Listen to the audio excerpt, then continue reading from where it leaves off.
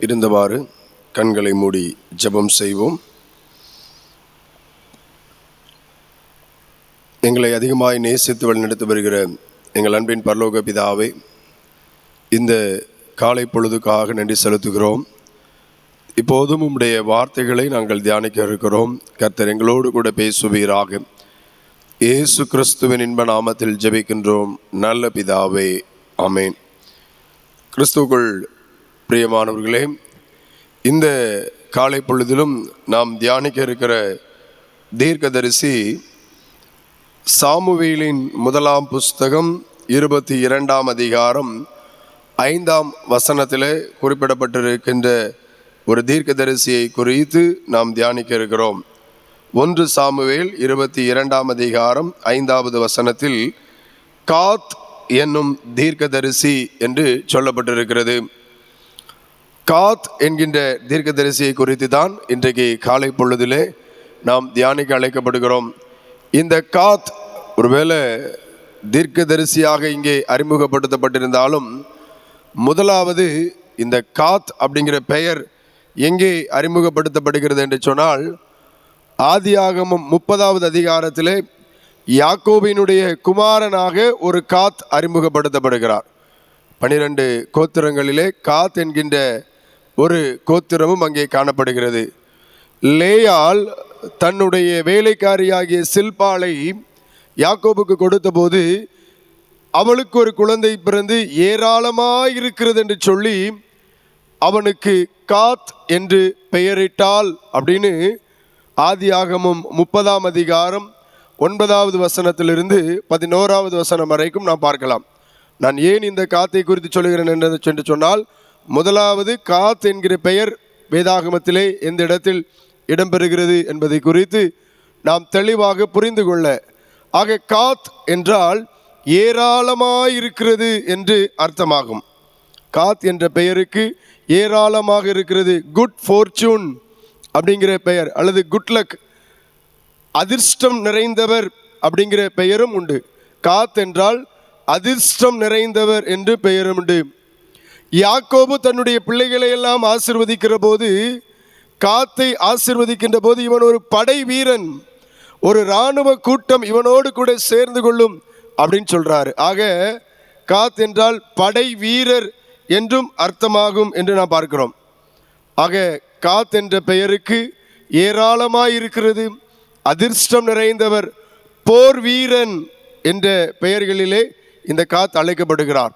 இங்கே நாம் பார்க்கின்ற இந்த காத் என்னும் தீர்க்கதரிசி தாவீது ராஜ்ய பாரத்தில், தாவீதின் நாட்களில் மிக முக்கியமான ஒரு பங்கை வகிக்கின்றார். தாவீதின் ஆட்சி காலத்திலே இவர் முக்கியமான ஒரு பங்கை வகிக்கின்றார் என்று சொல்லி பார்க்கலாம். இவர் வாலிபனாய் இருக்கும்போதே தாவீதோடு சேர்ந்து கொண்டார் என்றும் ஒரு குறிப்பு சொல்லுகிறது. தாவீதுக்கு முன்பாகவே சவுல் இவர் மேலே மிகுந்த கோபம் கொண்டு இவரை விரட்டிவிட்டதாகவும், இவர் பின் நாட்களிலே தாவீதோடு சேர்ந்து கொண்டார் என்றும் சொல்லி ஒரு வரலாற்று குறிப்பு சொல்லுகிறது. தாவீதின் வாழ்க்கையில் இந்த காத் என்னும் தீர்க்கதரிசியினுடைய வாழ்க்கை அல்லது இம்பாக்ட் என்னெல்லாம் காணப்பட்டது என்று சொல்லி பார்த்தோம் என்றால், இந்த 1 சாமுவேல் 22ஆம் அதிகாரம் 5வது வசனத்திலே நாம் பார்க்கின்றோம். இந்த காத் என்னும் தீர்க்கதரிசி தாவீதை பார்த்து, நீர் அரணில் இராமல் யூதா தேசத்திற்கு புறப்பட்டு வாரும் என்றான். அப்பொழுது தாவீது புறப்பட்டு ஆரேத் என்னும் காட்டிலே போனான் என்று சொல்லி பார்க்கிறோம். ஒரு நல்ல ஆலோசகராக தாவீதுக்கு இந்த காத் என்னும் தீர்க்கதரிசி காணப்பட்டார். காரணம், தாவீது தன்னுடைய வாழ்க்கைக்கு பயந்து தான் எப்படியாவது பிழைத்து கொள்ள வேண்டும், உயிர் வாழ வேண்டும் என்று சொல்லி அவன் அங்கே காட்டிலே போய் பதுங்கி கிடக்கிறான். நீங்கள் 21வது அதிகாரம் பின்னாடி இருந்து வாசித்து பார்த்தீங்கன்னா 22வது அதிகாரத்தில் சொல்லப்பட்டிருக்கிறது, அதுல்லாம் என்னும் கெபிக்கு போனான், அங்கே போய் ஒளிந்து கிடக்கிறான்.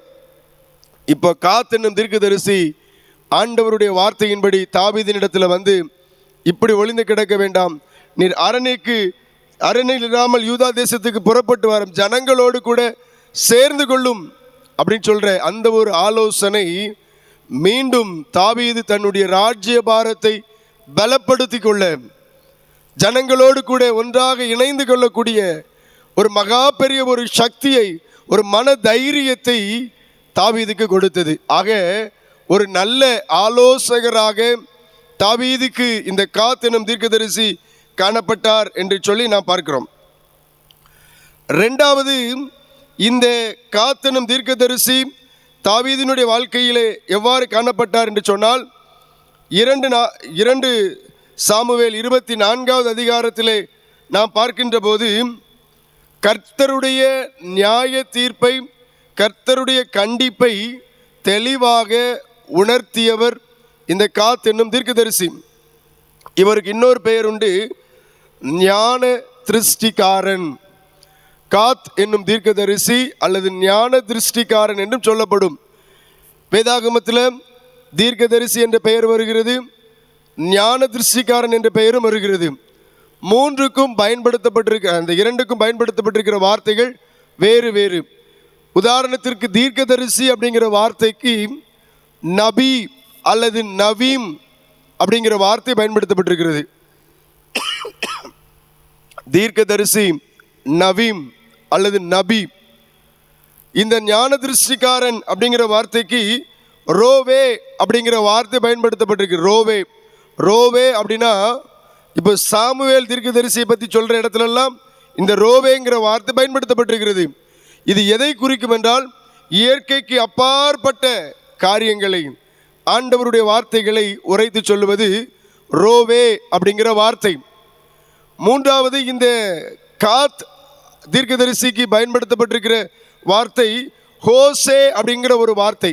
ஹோசே இது எதை குறிக்கிறது என்று சொன்னால், தரிசனங்களின் மூலம் ஆண்டவருடைய இறை வார்த்தைகளை பெற்றுக்கொண்டு தம்முடைய ஜனங்களிடத்தில், ஆண்டவர் யார் இடத்துல போய், எப்பா நீ போய் இதை அவன்கிட்ட சொல்லு அப்படின்னு உடனே போய் சொல்றது.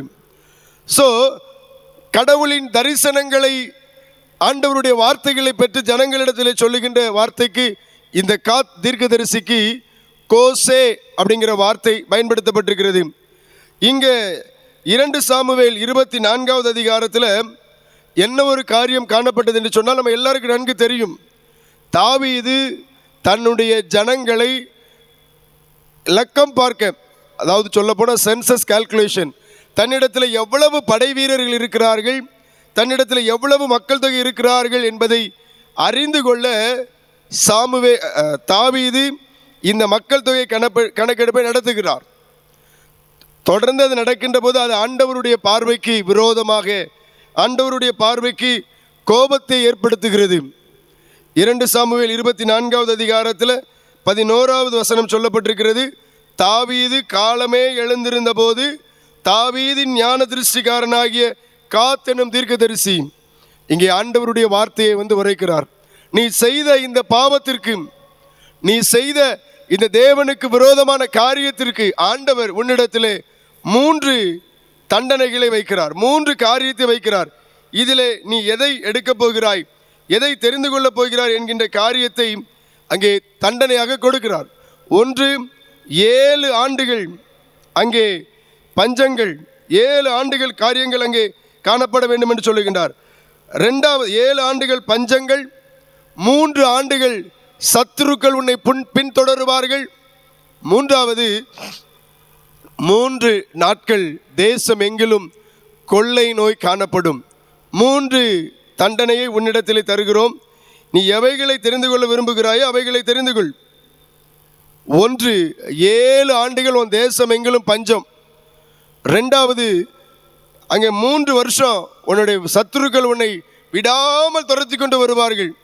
3வது 3 நாட்கள் உன் தேசத்திலே கொள்ளை நோய் காணப்படும் என்று சொல்லப்படுகிறது. இந்த சூழலிலே தாவீது இந்த 3 நாட்கள் கொள்ளை நோயை தெரிந்து கொள்கிறார். 3 நாட்கள் வருகின்ற இந்த கொள்ளை நோயின் மூலமாக தேசமெங்கிலும் தான் முதல் பெயர்ஷபா வரையிலும் 70,000 பேர் மரித்து போய்விடுகிறார்கள். தாவீது எடுத்த தவறான ஒரு முடிவு, தன் தேசத்தின் படைவீரர்களை கணக்கு பண்ண வேண்டும் என்று சொல்லி அவர் எடுத்த தவறான முடிவினால தேசத்திலே 70,000 ஜனங்கள் அவர்கள் மரித்து போனார்கள் என்று சொல்லி பார்க்கிறோம். இப்பொழுது தாவீதுக்கு அது மிகுந்த மனஸ்தாபமாக இருக்கிறது. நீங்கள் இதே சம்பவத்தை 1 நாளாகமம் 21வது அதிகாரத்திலும் நாம் பார்க்கலாம். 1 நாளாகமம் 21வது அதிகாரத்திலும் சொல்லப்பட்டிருக்கும். அங்கே கொஞ்சம் வேரியேஷன் இருக்கும், மக்கள் தொகை வேரியேஷன், கொடுக்கப்பட்ட தண்டனை. இங்கே 3 ஆண்டுகள் உனக்கு பஞ்சம் காணப்படும் என்றுமெல்லாம் சொல்லப்பட்டிருக்கும். இப்போ தாவீது ரொம்ப வருத்தப்படுறாரு. தவறு செய்தது நான், குற்றம் செய்தது நான், இந்த தண்டனை, இந்த அழிவுக்கெல்லாம் காரணம் நான். என் ஜனங்கள் ஏன் பாதிக்கப்பட வேண்டும், என் ஜனங்கள் ஏன் அழிக்கப்பட வேண்டும் என்று சொல்லி தாவீது மனஸ்தாபப்படுகிறார். 1 நாளாகமம் 21வது அதிகாரத்தில் நாம் பார்க்கலாம். 16வது வசனத்தில் நான் தான் பாவம் செய்தேன். 17வது வசனத்தை பாருங்கள். 1 நாளாகமம் 21:17. தாவீது தேவனை நோக்கி, ஜனத்தை என்ன சொன்னவன் நான் அல்லவோ, நான் தான் பாவம் செய்தேன், பொல்லாப்பு நடப்பித்தேன், இந்த ஆடுகள் என்ன செய்தது? என் தேவனாகிய கர்த்தாவே, வாதிக்கும்படி உம்முடைய கரம் உம்முடைய ஜனத்துக்கு விரோதமாய் இராமல் எனக்கும் என் தகப்பன் வீட்டாருக்கும் விரோதமாய் இருப்பதாக அப்படின்னு சொல்லி தாவீது தேவனிடத்தில் தன்னை முழுவதுமாக தாழ்த்தி மன்றாடி அவன் ஜெபிக்கிறான். இந்த காத்துடைய பங்களிப்பு தாவீதின் வாழ்வில் தவறிழைக்கிற போது, தாவீது தேவனுடைய சத்தத்தை, தேவனுடைய நியாயப்பிரமாணத்தை அல்லது தேவனுடைய காரியத்தை மீறி நடக்கிற போது அவனிடத்தில் வந்து ஆண்டவருடைய தண்டனையை அவன் அங்கே அறிவித்தான் என்று சொல்லி பார்க்கிறோம். கடைசியாக நடந்தது என்ன? அங்கே ஓர்பான் என்னும் களத்திலே கர்த்தருடைய தூதனானவன் பட்டயத்தை நின்று கொண்டு ஜனங்களை அழித்து கொண்டிருக்கிற அந்த இடத்துல இவர்கள் மன்றாடி கடைசியில் அந்த இடத்துல ஒரு பலிபீடத்தை கட்ட காத் ஒரு ஐடியா கொடுக்கிறாரு. கர்த்தருக்கு நீர் இவ்விடத்திலே பலிபீடம் கட்டும் என்று சொல்லி அங்கே அவ்விடத்திலே பலிபீடம் கட்டி கர்த்தரை தாவீது தொழுது கொண்டான். அந்த இடத்துல தான் பின்னாட்களில் சாலமோன் தேவனுடைய ஆலயத்தை கட்டினான் என்று சொல்லி பார்க்கிறோம். 1 நாளாகமம் 22வது அதிகாரம் 1வது வசனம் அதைத்தான் சொல்லுகிறது.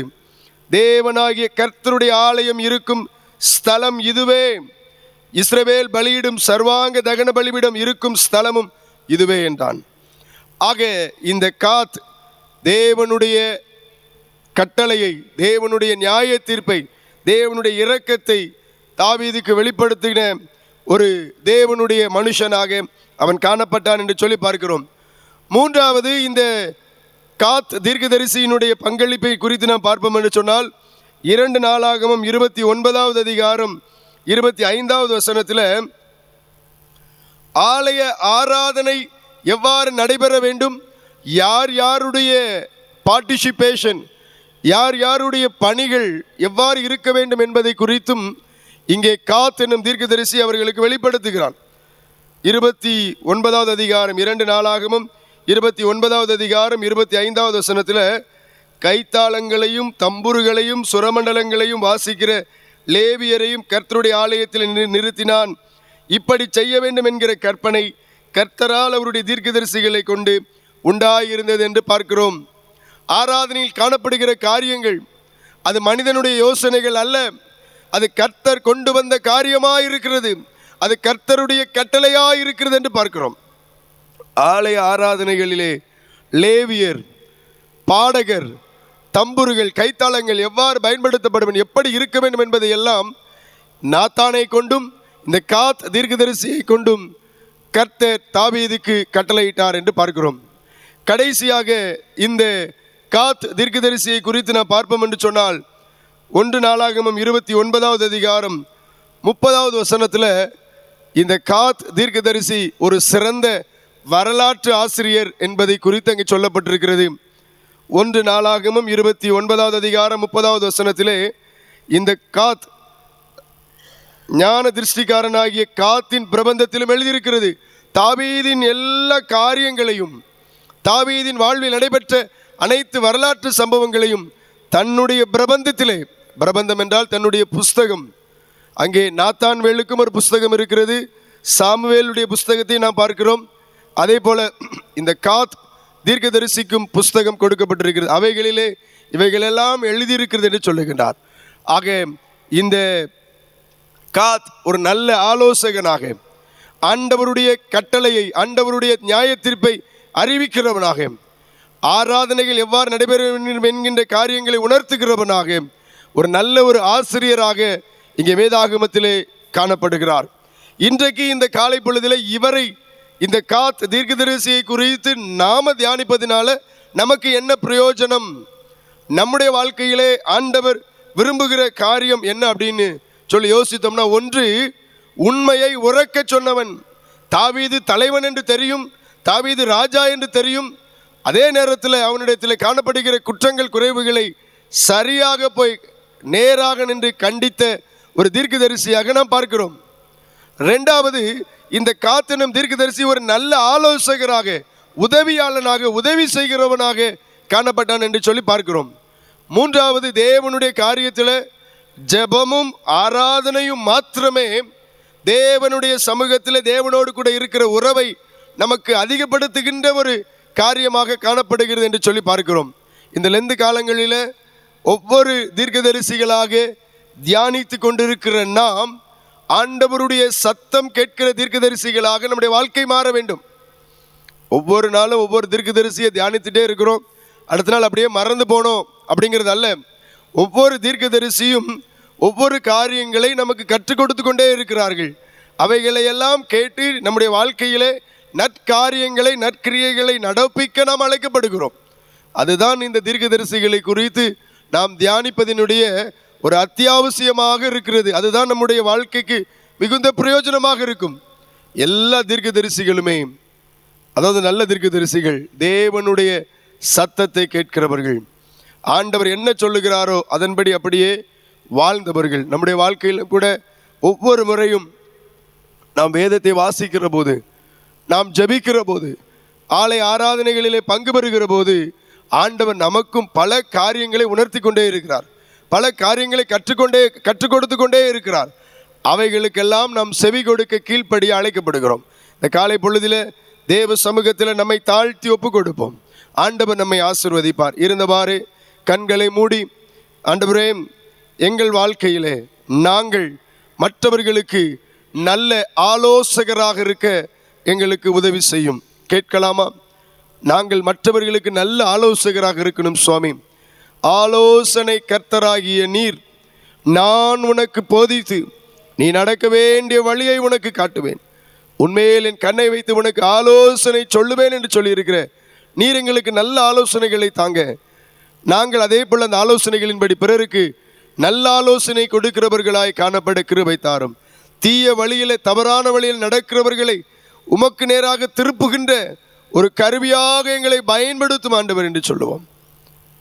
இறை வாக்கினர்கள் எல்லாம் இறை வார்த்தைகளை கேட்டவர்கள், இறை வார்த்தைகளை கேட்டு அதை பேசியவர்கள். உங்கள் சத்தத்தை கேட்கக்கூடிய பாக்கியத்தை எங்களுக்கு தாரும் ஆண்டவர் என்று சொல்லி கேட்போம். உங்கள் சத்தம் எங்களுக்கு தொனிக்கப்பட வேண்டும் ஆண்டவர் என்று சொல்லி கேட்போம். உமக்கு பிரியமாய் வாழ எங்களை ஒப்புக் கொடுக்கிறோம் என்று சொல்லுவோம். எங்களை பயன்படுத்தும் ஆண்டவர் என்று சொல்லி ஜெபிப்போம். கேட்கிற எவனும் பெற்றுக்கொள்ளுகிறான். இந்த அதிகாலை பொழுதில் ஆண்டவருடைய வல்லமைகளை பெற்றுக்கொள்ள வாஞ்சிப்போம். ஆண்டவருடைய வரங்களை பெற்றுக்கொள்ள வாஞ்சிப்போம். தீர்க்க தரிசன வரங்களையே நாடுங்கள் என்று சொல்லப்பட்டிருக்கிறது. அந்த வரத்தை எனக்கு தாங்க ஆண்டவர் என்று சொல்லி கேட்போம். அந்த கிருபைகளை எனக்கு தாங்க ஆண்டவரே என்று சொல்லி கேட்போம். அன்பின் பரலோக பிதாவே, இந்த காலை பொழுதில் காத்து என்னும் தீர்க்கதரிசியை குறித்து நாங்கள் தியானித்தோம் ஆண்டவரே. தாவீது ராஜாவின் வாழ்க்கையிலே அவர் ஒரு நல்ல ஆலோசகராக, தேவனுடைய நியாய தீர்ப்பை கண்டித்து உணர்த்தினவராக, தேவனுடைய ஆலயம் கட்டப்படுவதற்கு அந்த இடத்தை வாங்குவதற்கு உதவி செய்தவராக, ஆராதனைகளிலே காணப்பட வேண்டிய காரியங்களை வலியுறுத்தியவராக, நல்ல ஒரு ஆசிரியராக காணப்பட்டதை குறித்து நாங்கள் தியானித்தோம். எங்கள் வாழ்விலும் உமக்கு பிரியமாய் ஜீவிக்க எங்களுக்கு கிருபை தார். இந்த காலை பொழுதில் வந்திருக்கிற எங்கள் ஒவ்வொருவரையும் அவனமாகவே நீர் ஆசீர்வதித்து பயன்படுத்தும். உம்முடைய திருவுள சித்தம் எங்கள் வாழ்வில் நிறைவேறட்டும். உம்முடைய கிருபை எங்களை தாங்கி வழி நடத்தட்டும். இயேசு கிறிஸ்துவின் இன்ப நாமத்தில் ஜெபிக்கின்றோம் நல்ல பிதாவே, ஆமென்.